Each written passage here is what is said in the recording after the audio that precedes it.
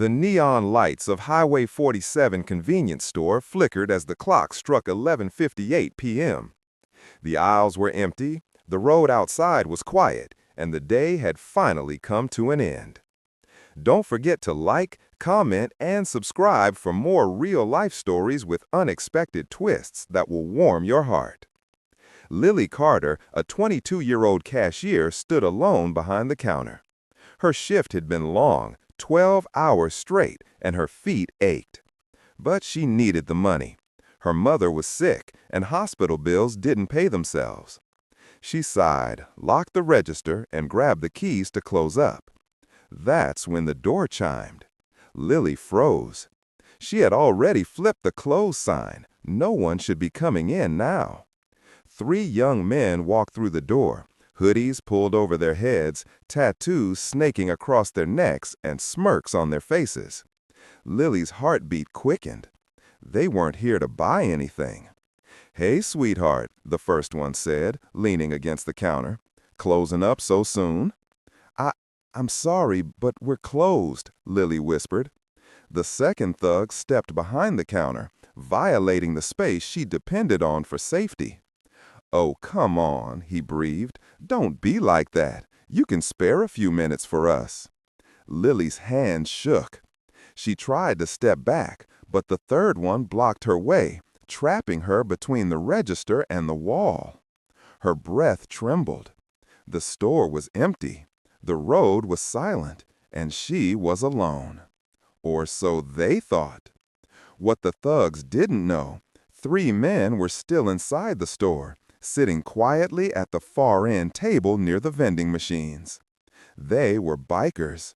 Not the loud, reckless kind, but the quiet, old-school type who kept to themselves. They had come in for coffee during a long ride and were waiting for the rain to stop. Their leather jackets bore a faded symbol, Iron Guardians Motorcycle Club.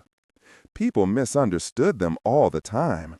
Big, tattooed men with long beards and heavy boots. The world saw danger. But tonight, they were danger only to the men who deserved it.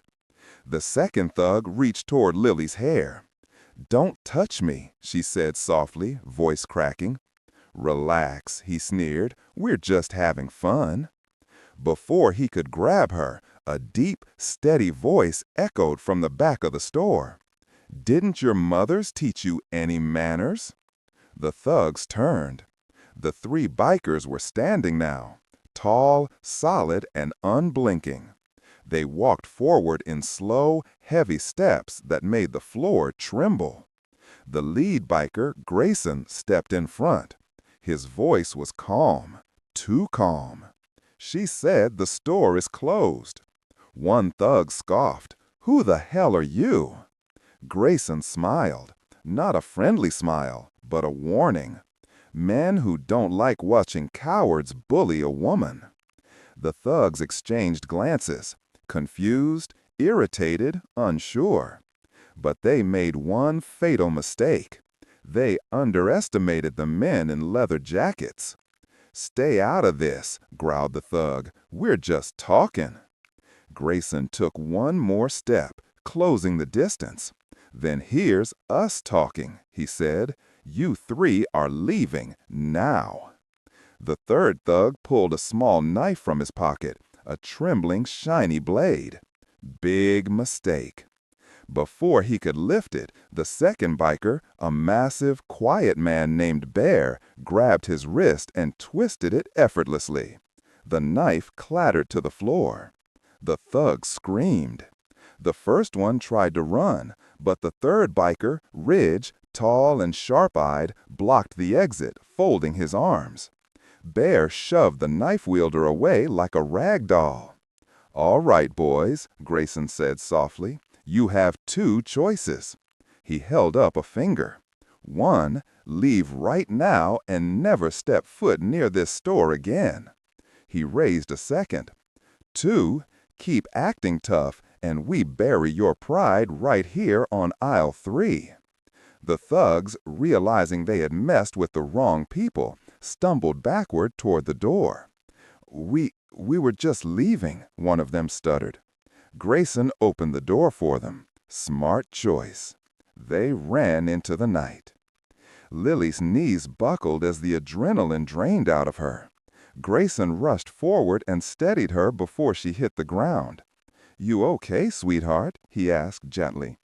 Lily nodded, though tears welled in her eyes.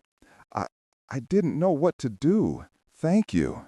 Bear spoke for the first time, his voice surprisingly soft for a man his size. "No one should have to deal with that alone." Ridge looked around. "We'll wait outside until you lock up." Lily wiped her tears, trying to smile. "You don't need to." Grayson shook his head. "Tonight, we do." When Lily finished locking the doors, the bikers escorted her to her car.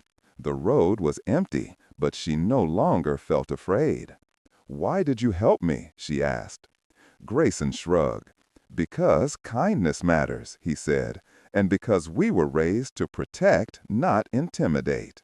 She smiled through her tears. "People think bikers are scary," she whispered. Grayson chuckled. "We know. But sometimes the scariest-looking people have the softest hearts." Before she drove off, Bear handed her a small metal pin shaped like a shield. "Our club's token," he said. "If you ever need us, for anything, show this at the diner on 12th Street." Lily held the pin to her chest. "Thank you. I'll never forget this." As she drove away, the three men stood in the glow of the streetlight, protectors the world never expected.